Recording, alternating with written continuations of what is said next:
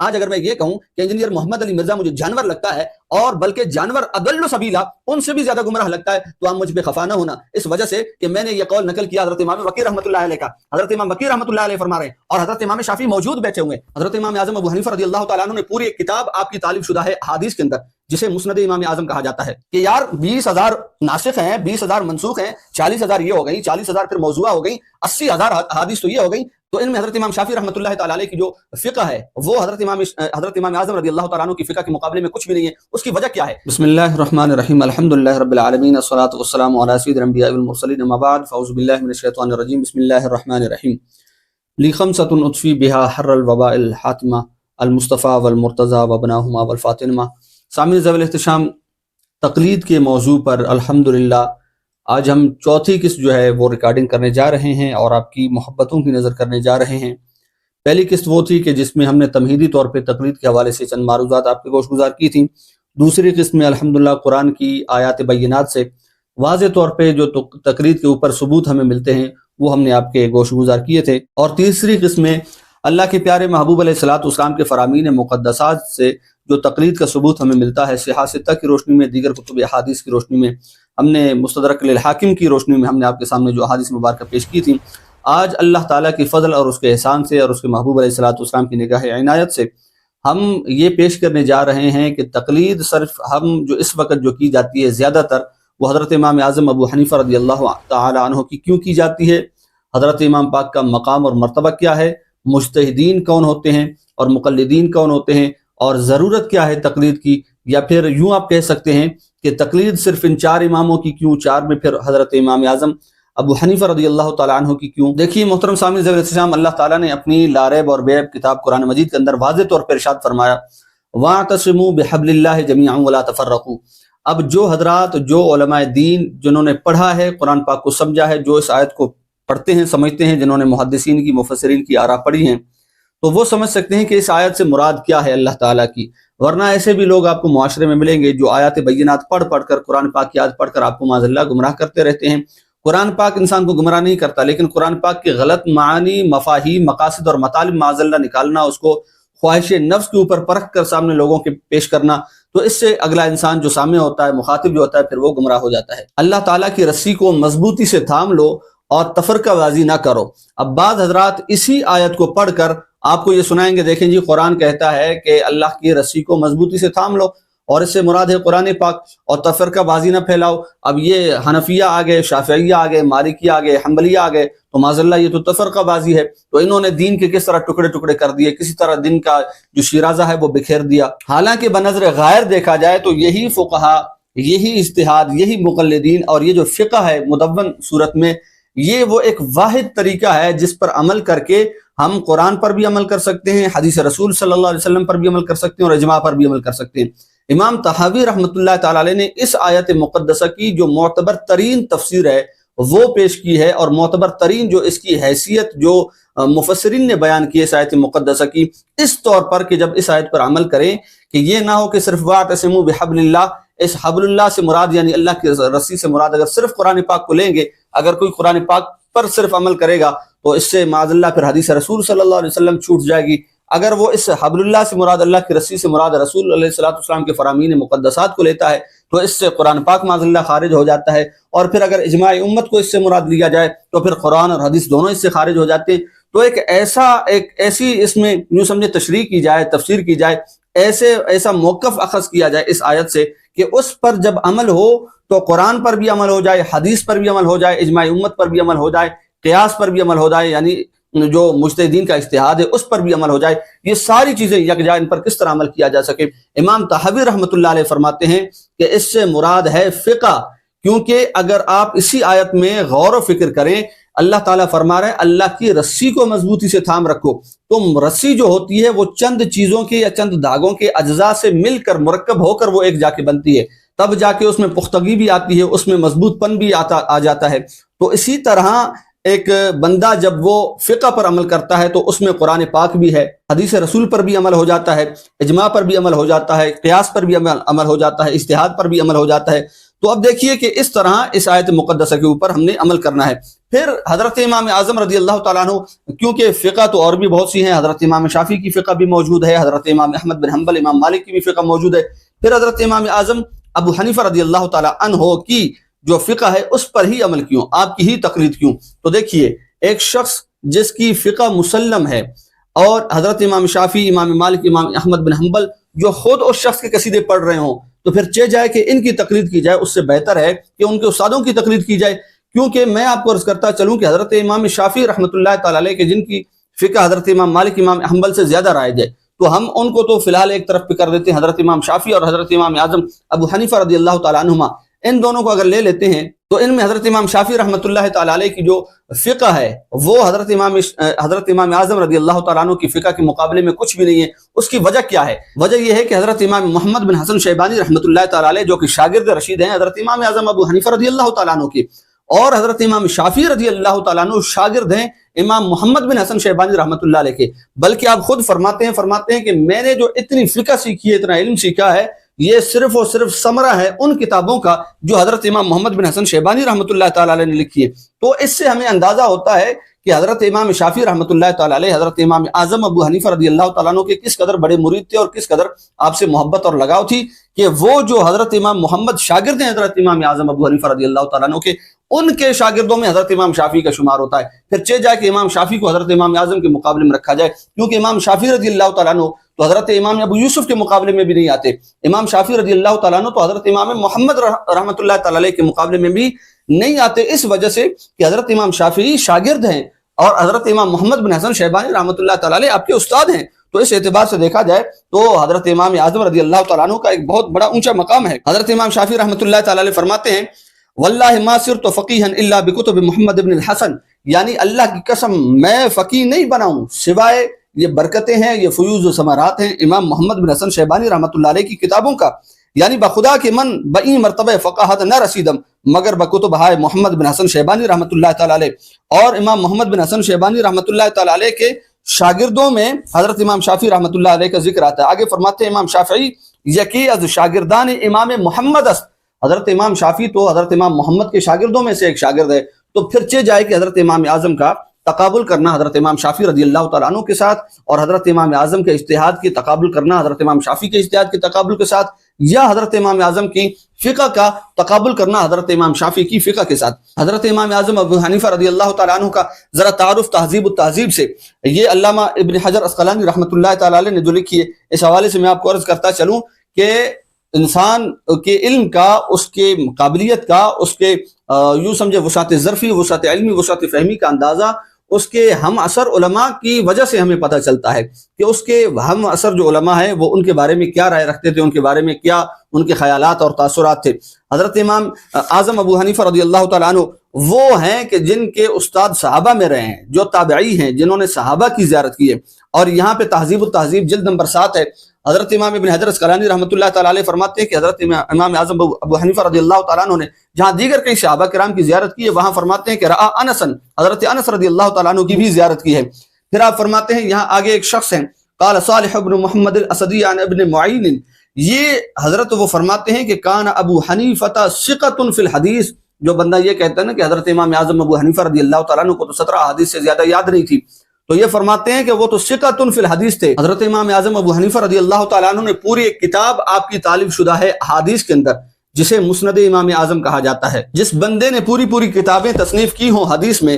تالیف کی ہوں حدیث میں کتابیں، اس بندے کی ثقاہت اور فقاہت کا عالم کیا ہوگا۔ اور پھر دیکھیں آگے حضرت ابو وہب محمد بن مزاحم فرماتے ہیں سمعت ابن المبارک یقول افقہ الناس ابو حنیفہ ما رأیت فی الفقہ مثلہ، حضرت عبداللہ ابن مبارک رضی اللہ تعالیٰ عنہ آپ فرماتے ہیں کہ حضرت امام اعظم ابو حنیفہ جیسی شخصیت فقہ کے اندر میں نے کبھی نہیں دیکھی ہے، ان کی مثل کا، ان کے پائے کا کوئی بندہ میں نے نہیں دیکھا۔ پھر اس وجہ سے زیادہ تر مقلدین جو ہے وہ حضرت امام اعظم ابو حنیفہ رضی اللہ تعالیٰ عنہ کی ذات کے پائے جاتے ہیں، نہ کہ حضرت امام شافعی، حضرت امام احمد بن حنبل، امام مالک کی۔ حضرت ابو نعیم کیا فرماتے ہیں؟ ابو نعیم فرماتے ہیں کان ابو حنیفہ صاحب غوث فی المسائل، حضرت امام اعظم ابو حنیفہ رضی اللہ تعالیٰ عنہ کا معمول یہ ہوتا تھا کہ اکثر و بیشتر اپنی زندگی کا حصہ جو ہے وہ مسائل کے اندر غور و فکر، اللہ کے قرآن اور پیارے نبی علیہ الصلوۃ والسلام کے فرامین مقدسات میں غور و فکر کرتے ہوئے وہ گزار دیتے تھے۔ حضرت ربیع اور حضرت حرملہ کہتے ہیں کہ حضرت امام شافعی رحمۃ اللہ تعالی علیہ نے جو اپنے تاثرات پیش کی حضرت امام اعظم رضی اللہ تعالیٰ عنہ کے بارے میں، وہ کیا ہیں؟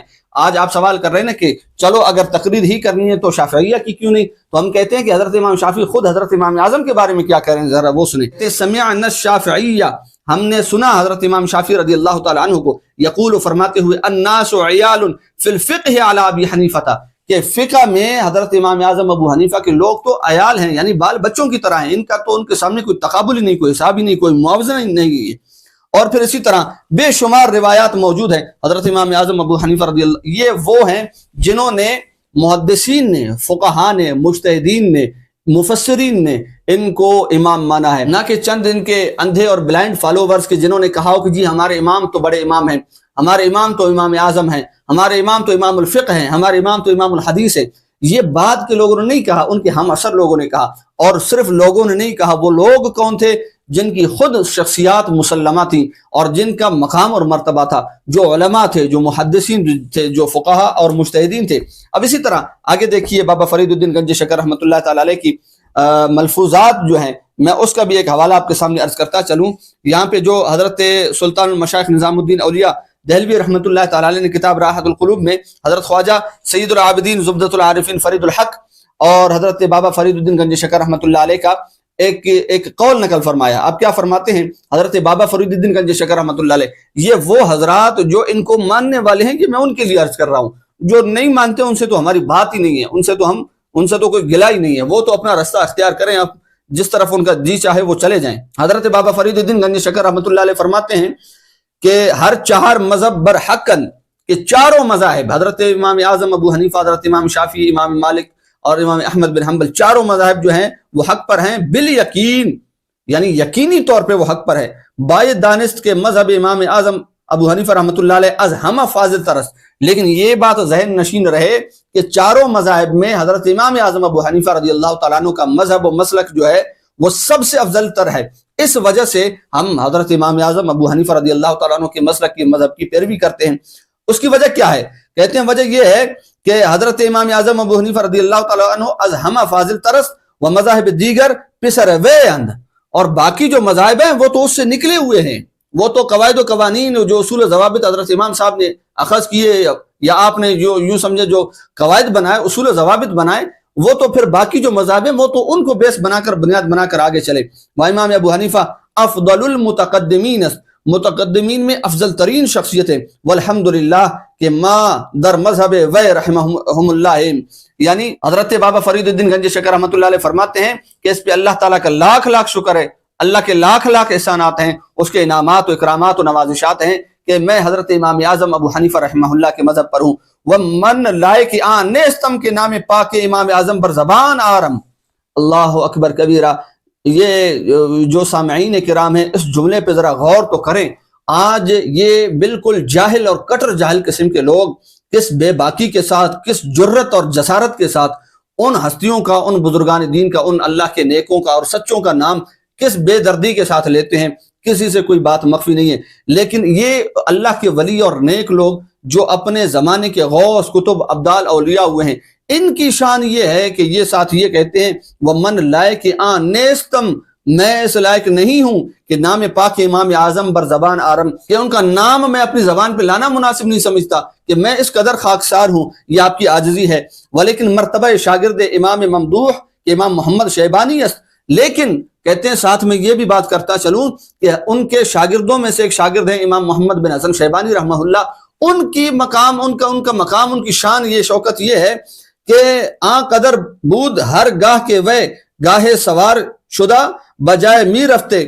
پس امام شافعی رحمت اللہ علیہ برکا بش یا با پیادہ می رفتے۔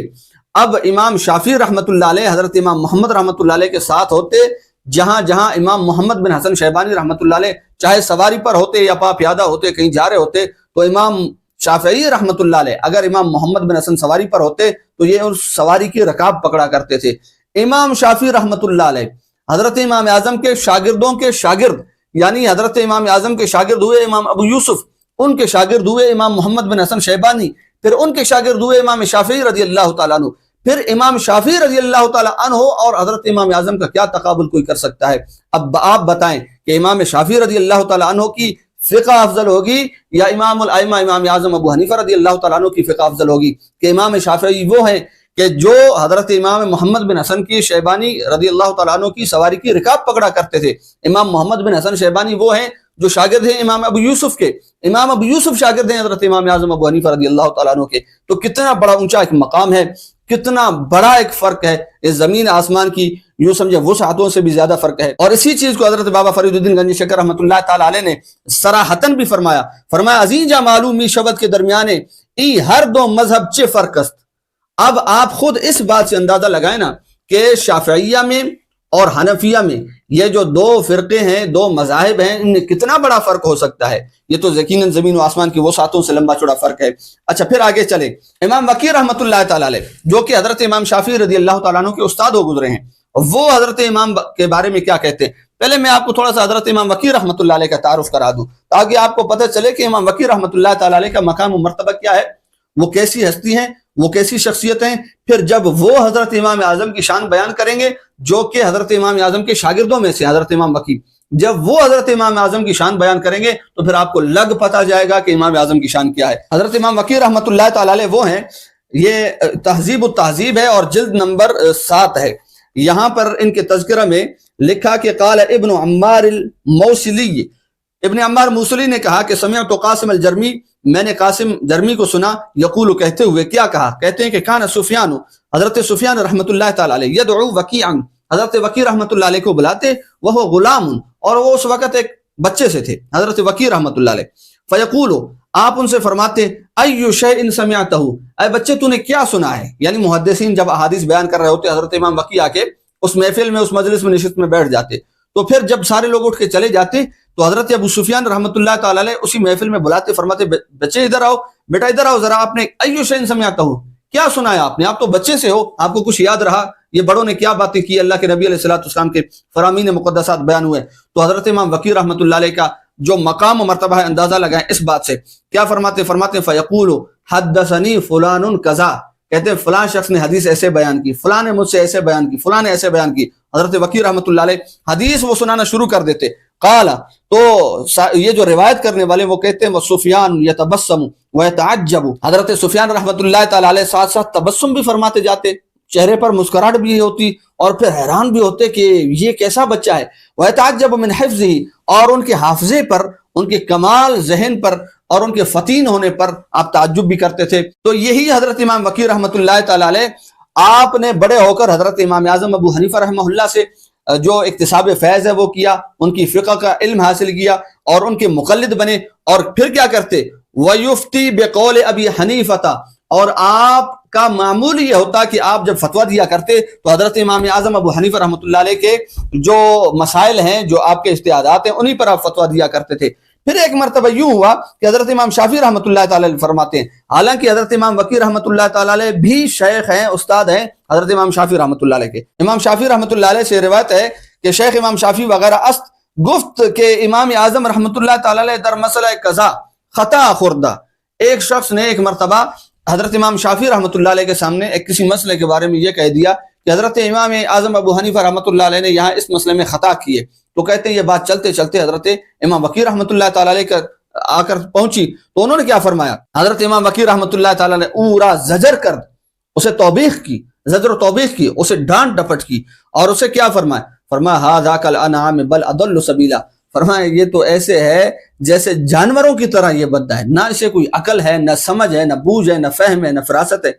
یہ تو بندہ کوئی مجھے جانور ہی لگتا ہے. بل اضل سبیلا، بلکہ مجھے اس سے بھی کئی گنا زیادہ یہ گمراہ لگتا ہے. تو میں یہاں پہ عرض کرتا چلوں گا، آج اگر میں یہ کہوں کہ انجینئر محمد علی مرزا مجھے جانور لگتا ہے اور بلکہ جانور اضل سبیلا ان سے بھی زیادہ گمراہ لگتا ہے، تو آپ مجھ پہ خفا نہ ہونا اس وجہ سے کہ میں نے یہ قول نقل کیا حضرت امام وکیع رحمۃ اللہ علیہ کا. حضرت امام وکیع رحمۃ اللہ علیہ فرما رہے ہیں اور حضرت امام شافعی موجود بیٹھے ہوئے. یہ اللہ کے وہ اولیاء ہیں جن کا دل بھی صاف ہوتا تھا، جن کا قلب بھی صاف ہوتا تھا، جن کا ذہن بھی پاک ہوتا تھا، اور یہ صرف خالص ہوتے تھے اللہ رسول علیہ الصلوۃ والسلام کے لیے۔ تو اس طرح حضرت امام وقی رحمۃ اللہ علیہ نے اس شخص کو جانور تک کہا اور فرمایا کہ اس سے بھی زیادہ بدترین ہے، اس سے بھی زیادہ گمراہ ہے۔ اور پھر آگے فرمایا چی گنا خطا خورد کسے کے باوے باشد از ائمہ فقہ چوں ابو یوسف و محمد و ظفر، کہتے ہیں وہ شخص کیسے خطا کر سکتا ہے جس کے حلقہ احباب میں، جس کے ساتھ بیٹھنے والے، جس کو سننے والے ابو یوسف جیسا بندہ ساتھ بیٹھا ہو، امام محمد جیسا بندہ ساتھ بیٹھا ہو، امام ظفر جیسا بندہ ساتھ بیٹھا ہو، اور پھر ائمہ حدیث میں کیسے ہوں، یہ تو ہو گئے فقہ میں، ائمہ حدیث میں کیسے بندے بیٹھے ہوں، کہتے ہیں یحییٰ بن زکریا جیسا بندہ بیٹھا ہو، حبان جیسا بندہ بیٹھا ہو، حفص بن غیاث جیسا بندہ بیٹھا ہو، تو ایسے بندے محدثین بیٹھے ہوں۔ اگر فقہ میں غلطی ہوگی تو وہ گرفت کریں گے، اگر حدیث میں غلطی ہوگی تو یہ گرفت کریں گے، اور پھر ائمہ لغت میں کیسے بیٹھیں، کہتے ہیں قاسم بن معین جیسے بندے بیٹھے، اور ورع و زہد و تقوی و پرہیزگاری صوفیت میں کیسے بندے بیٹھے، کہتے ہیں فضل جیسا بندہ بیٹھا ہے، داؤد طائی جیسا بندہ بیٹھا ہے۔ ایسے ایسے بزرگان دین اس نشست میں ہوا کرتے تھے۔ یار آپ کو یہ اندازہ لگا سکتا ہے، یہ کوئی کمرے اور کیمرے کا کھیل نہیں تھا آج کل کے زمانے کی طرح، جس طرح آج کے چند لوگوں نے بنا دیا، دو چار بندے سامنے بٹھا دیے اور جو ان کے من میں آیا اگلوں کو سنا دیا، اور اگلوں نے بھی واہ واہ واہ واہ کر کے اس بندے کو کہاں سے کہاں پہنچا دیا۔ یہ وہ معاملہ نہیں ہے، یہ بالمشافہ معاملہ ہوتا تھا۔ جن کے دل بھی پاک ہوتے تھے، جن کے دماغ بھی پاک ہوتے تھے، جن کے علوم کے کیا کہنے۔ اب میں علوم کی باری آئی ہے، علوم کی بات آئی ہے، تو میں ایک بات آپ کے سامنے عرض کرتا چلوں کہ جن کے شاگردوں کے علم کا کوئی نہیں اندازہ لگا سکتا، تو اس استاد، اس امام، اس قائد، اس امام اعظم ابو حنیفہ رضی اللہ تعالیٰ عنہ کی شان کیا ہوگی، کوئی انسان اندازہ ہی نہیں لگا سکتا۔ کتاب مبسوط حضرت امام محمد بن حسن شیبانی رحمۃ اللہ علیہ کی ہے۔ اس بارے حضرت امام شافعی رحمۃ اللہ علیہ کیا فرماتے ہیں؟ امام شافعی رحمۃ اللہ علیہ فرماتے ہیں آنچ امام شافعی فرمود کہ اگر اہل کتاب از یہود و نصارہ تصانیف امام محمد بن حسن را با بینند پس بے اختیار شدہ ایمان آرند، یعنی یہ جو یہود و نصارہ ہیں، اگر یہ صدق دل کے ساتھ، حضرت امام شافعی کا فرمان ہے، فرماتے صدق دل کے ساتھ، صفاء قلبی کے ساتھ اگر امام محمد بن حسن شیبانی رحمۃ اللہ علیہ کی کتابوں کا ذرا مطالعہ کر لیں اور پھر ان کو بنظر غیر پڑھ لیں، تو اللہ کی قسم وہ بے اختیار ایمان لے آئیں۔ کیوں؟ کیونکہ ایسا واقعہ پہلے ہو چکا ہے۔ وہ واقعہ کیا ہے؟ وہ واقعہ یہ ہے کہ ایک کافر تھا جو کہ حضرت امام محمد بن حسن شیبانی رحمۃ اللہ علیہ کی کتاب المبسوط کو اس نے اٹھایا، اس کا پڑھا، اس کو مطالعہ کیا۔ اچھا، مطالعہ کر بسبب علو شان آن کتاب ایمان آور، اب اس کتاب کو دیکھ کر امام محمد بن حسن شیبانی رحمۃ اللہ علیہ سے ملاقات نہیں ہوئی، ان کی زیارت نہیں ہوئی، ان کی صحبت سے شرف نہیں ملا، ان کی کتاب پڑھی ہے، ان کے کمالات دیکھیں، ان کے ملفوظات کو دیکھا ہے، ان کے مسائل، ان کی تحقیق، ان کی ریسرچ کو دیکھا ہے، ان کے علم کی وسعت کو دیکھا ہے، تو کیا کیا؟ اس کتاب کے بسبب علو شان کے آن کتاب ایمان آور، اس پر ایمان لے آیا، اور ساتھ اس نے یہ کہا کہ ہذا کتاب محمدکم الاصغر، یہ تمہارے محمد کی چھوٹے کی کتاب ہے، فکیف کتاب محمدکم الاکمر، وہ محمد صلی اللہ علیہ وسلم جو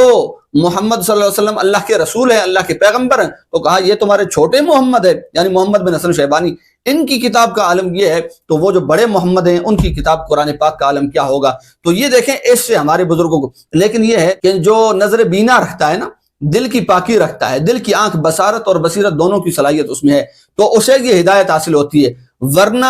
اس قسم کے بھی لوگ موجود ہیں جو نام تو مسلمانوں کا رکھتے ہیں، کلمہ بھی وہی جو مسلمان پڑھتے ہیں وہی، لیکن انہی بزرگوں کے اوپر زبان درازی بھی کرتے ہیں، اور 2 گز سے زیادہ لمبی زبانیں ان بزرگوں کے اوپر انہوں نے کھینچی ہوئی ہوتی ہیں اور نکالی ہوئی ہوتی ہیں۔ اللہ پاک ان کے شر سے ہمیں محفوظ فرمائے۔ اور یہی حضرت امام محمد رحمۃ اللہ علیہ جو کہ شاگرد ہیں، بلکہ شاگرد ہیں، یہ حضرت امام اعظم دادا استاد بنتے ہیں، یہ حضرت امام ابو یوسف کے بھی شاگرد ہیں، اور حضرت امام اعظم رضی اللہ تعالیٰ عنہ کے بھی شاگرد ہیں۔ امام محمد رحمۃ اللہ علیہ فرماتے ہیں انہوں نے 999 کتابیں لکھی ہیں، 1000 کتابیں لکھی ہیں۔ پہلے بندہ کوئی 1000 کتاب تو لکھنا تو بڑی بات ہے، پڑھنا بھی بڑی بات ہے، کوئی 100 کتابیں ہی پڑھ کے دکھا دو تو اندازہ ہو کہ تمہارا علم کتنا ہے، تمہاری وسعت ظرفی کتنی ہے۔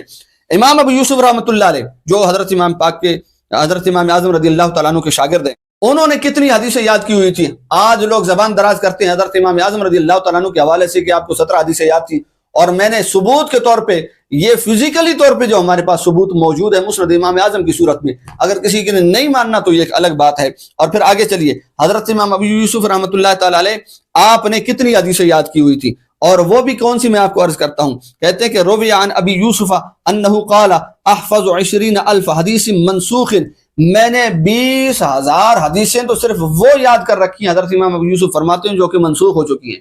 جن کے اوپر عمل ہے ہی نہیں۔ اب اس سے لازم ہے کہ جب یہ منسوخ یاد ہیں تو یہ بھی پتا ہوگا کہ ان کی ناسخ کون سی ہے۔ جب یہ پتا ہے کہ یہ منسوخ ہے اور ان کی ناسخ یہ والی ہے، تو یہ کیسے ہو سکتا ہے کہ منسوخ یاد ہو اور ناسخ یاد نہ ہو؟ تو پتہ چلا کہ 20,000 یہ اور 20,000 یہ، تو 40,000 احادیث تو حضرت امام ابو یوسف رحمۃ اللہ علیہ جو شاگرد ہیں حضرت امام اعظم کے، ان کو یاد ہیں۔ آگے چلیے، یہ تو صرف وہ احادیث ہیں جو منسوخ تھیں۔ اب موضوع احادیث، جو کہ احادیث سرکار علیہ الصلوۃ والسلام ثابت نہیں تھی، من گھڑت موضوع روایات تھی، وہ کتنی تھی؟ کہتے ہیں 40,000 احادیث موضوع یاد می داشت حضرت امام ابو یوسف، 40,000 جو احادیث موضوع ہیں وہ آپ کو یاد تھی۔ بس فرماتے ہیں کہ پسچے گمان بروے در حق کی احادیث صحیحہ نبویہ صلی اللہ علیہ وسلم، کہ یار 20,000 ناسخ ہیں، 20,000 منسوخ ہیں، 40,000 یہ ہو گئی، 40,000 پھر موضوع ہو گئی، 80,000 احادیث تو یہ ہو گئی۔ اب یہ تو وہ ہیں کہ جو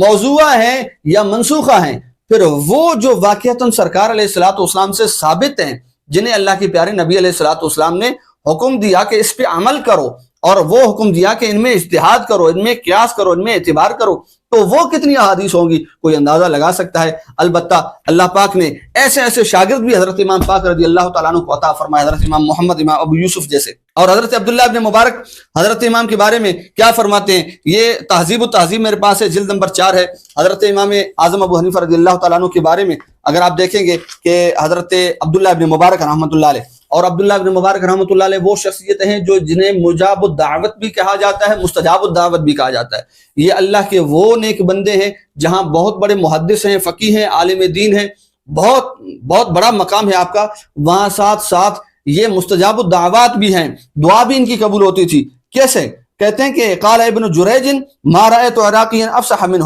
حضرت ابن جریج رحمۃ اللہ علیہ فرماتے ہیں کہ میں نے حضرت عبداللہ ابن مبارک سے زیادہ فصیح کوئی عراقی نہیں دیکھا، اتنی واضح گفتگو ہوتی تھی آپ کی۔ وقال ابو وہب، حضرت ابو وہب کہتے ہیں مر عبداللہ برجل اعمى، حضرت عبداللہ ابن مبارک رحمۃ اللہ علیہ ایک اندھے شخص کے پاس سے گزرے، فقال، اس نے شخص نے کہا اسألک ان تدعو لی، اس اندھے شخص نے کہا کہ اے عبداللہ ابن مبارک، میں تجھ سے گزارش کرتا ہوں، عرض کرتا ہوں کہ آپ اللہ تعالیٰ سے دعا کریں میرے لیے، میرے حق میں کہ میری بینائی لوٹ آئے۔ تو حضرت عبداللہ ابن مبارک رحمۃ اللہ تعالیٰ نے فدعا، ان کے لیے دعا فرمائی، فرد اللہ علیہ بصرہ، اللہ تعالیٰ نے ان کی بصیرت لوٹا دی۔ وانا انظر، حضرت ابو وہب کہتے ہیں کہ میں نے خود دیکھا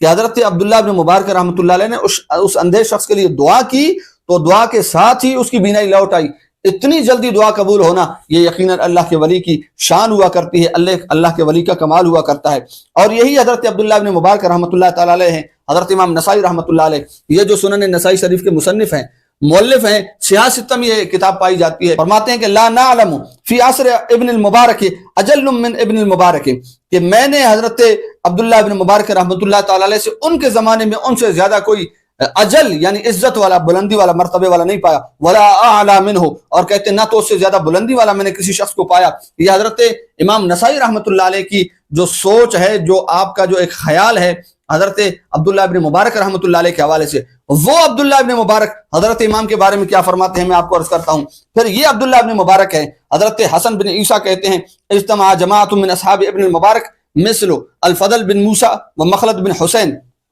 کہتے ہیں کہ ایک جماعت چند لوگ اکٹھے ہوئے جو کہ اصحاب ابن المبارک میں سے تھے، یعنی عبداللہ ابن مبارک کے ہم اثر بھی تھے اور آپ کے شاگردوں میں سے بھی تھے، جیسے فضل بن موسیٰ، مخلد بن حسین۔ کہتے ہیں انہوں نے کیا کہا، ان کے علاوہ بھی اور بھی بہت سے لوگ تھے وغیرہما، فقالوا تعالوا حتى نعد خصال ابن المبارک من ابواب الخیر، کہتے ہیں انہوں نے کہا کہ آج ہم بیٹھتے ہیں اور حضرت عبداللہ ابن مبارک رحمۃ اللہ علیہ کے جو خصائل ہیں، جو مناقب ہیں، جو فضائل ہیں، وہ آج ہم ذرا گنتے ہیں کہ وہ کون کون سے۔ تو کیا کہا انہوں نے، فقالوا جمع العلم والفقہ والادب والنحو واللغة والشعر والفصاحة والزهد والورع والانصاف وقيام الليل والعبادة والحج والغزو والفروسية والشجاعة والشدة في بدنه وترك الكلام فيما لا يعنيه وقلة الخلاف على أصحابه، یہ سارے کے سارے وہ اوصاف تھے جو عبداللہ ابن مبارک کے اندر پائے جاتے تھے۔ اور یہ کون کہہ رہا ہے؟ یہ آپ کے صرف مریدین نہیں کہہ رہے، یہ وقت کے بہت بڑے بڑے علماء اس چیز کا اعتراف کر رہے ہیں۔ اب یہ عبداللہ ابن مبارک کہ جس کے خود ہی اوصاف ہوں، تو پھر وہ حضرت امام کے بارے میں کیا کہتا ہے،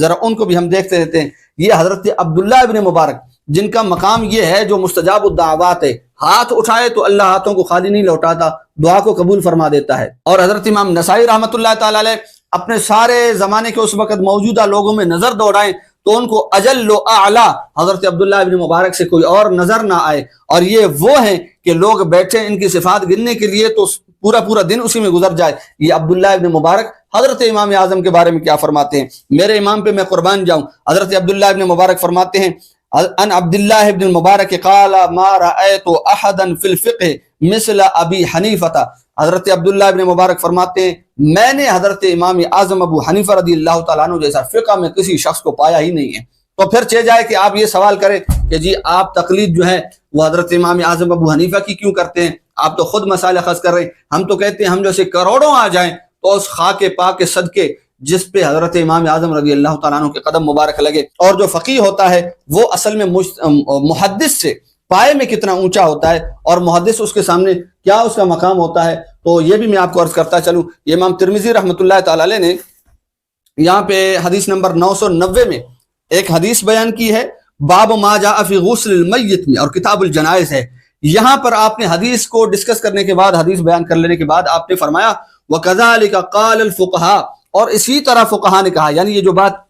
پس منظر میں گزری ہے, فرماتے ہیں كَذَلِكَ قَالَ الْفُقَهَاءُ, اسی طرح فقہاء نے کہا ہے. وَهُمْ أَعْلَمُ بِمَعَانِيِ الْحَدِيثِ, اور وہ جو فقہاء ہیں وہ حدیث کا زیادہ علم رکھتے ہیں. یہ کون اعتراف کر رہا ہے؟ یہ میں قربان جاؤں ابو عیسیٰ محمد بن عیسیٰ ترمذی رحمۃ اللہ تعالی علیہ. آپ فرماتے ہیں کہ یہ جو فقہاء ہوتے ہیں وہ حدیث کا علم محدثین سے زیادہ رکھتے ہیں. حدیث کی واقفیت اور شناسائی ان کو محدثین سے زیادہ ہوتی ہے, اس کی گہرائی زیادہ ہوتی ہے. کیسے؟ جیسا کہ میں نے ابھی آپ کے سامنے حضرت امام ابی یوسف رحمۃ اللہ تعالی علیہ کا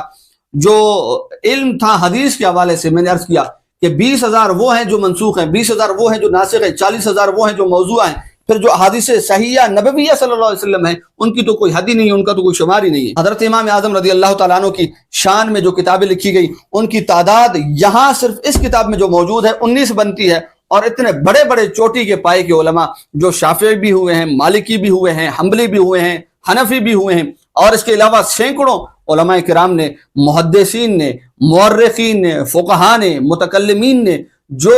حضرت امام اعظم رضی اللہ تعالیٰ عنہ کی شان میں پوری کتابیں لکھی ہیں, ان کا کوئی اندازہ ہی نہیں لگا سکتا. اور پھر پوری کتابیں لکھ کر انہوں نے ساتھ یہ بتا دیا کہ یہ حضرت امام اعظم رضی اللہ تعالیٰ عنہ کی وہ شان ہے کہ جس کے اوپر بندہ اگر یہ شمار کرنا لگ جائے, گننے لگ جائے, تو یہ آپ کے فضائل وہ ہیں کہ ختم ہونے کے نہیں ہیں. یہاں آخر میں بس صرف میں یہ بات کروں گا کہ نہیں ہے معتقد ان کا اگر حاسد, نہیں ہے معتقد ان کا اگر حاسد تو کیا غم ہے, ہوا بے سجدہ گر ابلیس تو آدم کو کیا کم ہے. یعنی اگر کوئی حاسد حضرت امام اعظم رحمۃ اللہ تعالی علیہ کو نہیں مانتا تو اس میں حضرت امام اعظم رحمۃ اللہ تعالی علیہ کو کیا نقصان ہوتا ہے, سوائے اس کے کہ وہ شخص خود اپنی اوقات, اپنی اصلیت کو دکھا رہا ہے اور اپنی وقت کو کم کر رہا ہے. یہ بھی عرض کرتا چلوں کہ حضرت ابن ابی داؤد رحمۃ اللہ تعالی علیہ کیا فرماتے ہیں کہ یقول الناس فی ابی حنیفہ حاسد و جاہل.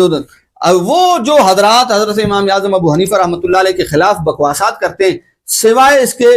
کچھ بھی نہیں ہے کہ یا تو وہ حاسد ہیں یا تو وہ جاہل ہیں. دو ہی باتیں ہو سکتی ہیں, یا تو وہ حضرت امام اعظم رحمۃ اللہ تعالی علیہ کی نہ فقہ سے واقف ہیں, نہ آپ کی شخصیت سے واقف ہیں, نہ آپ کے مقام و مرتبے سے واقف ہیں. یا تو یہ بات ہے, یا یہ بات ہے کہ پھر جانتے تو ہیں لیکن تجاہل عارفانہ کا شکار ہے اور حاسدین میں شمار ہوتے ہیں. اللہ پاک ان کے شر سے ہمیں محفوظ فرمائے. اللہ پاک ہمیں امام اعظم ابو حنیفہ رضی اللہ تعالیٰ عنہ کی فقہ پر عمل کرنے کی, آپ کے مذہب کو اختیار کیے رہنے کی توفیق عطا فرمائے. ان بزرگوں کے ساتھ محبت کرنے کی, ان کے طریقوں پہ چل کر ہمیں اپنی زندگی اور آخرت کو سنوارنے کی توفیق عطا فرمائے. آمین بجاہ سید المرسلین.